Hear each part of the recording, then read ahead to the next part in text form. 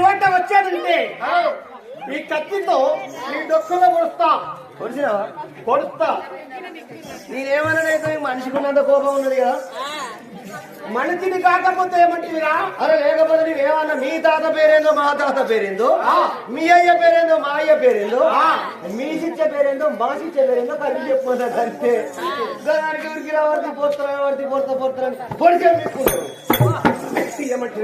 పొడిచే తీసుకుంటావా అన్న? నీ చంద్రాలయంలో కొడతావు కదా, పొడి చచ్చిన తీసుకుంటావా?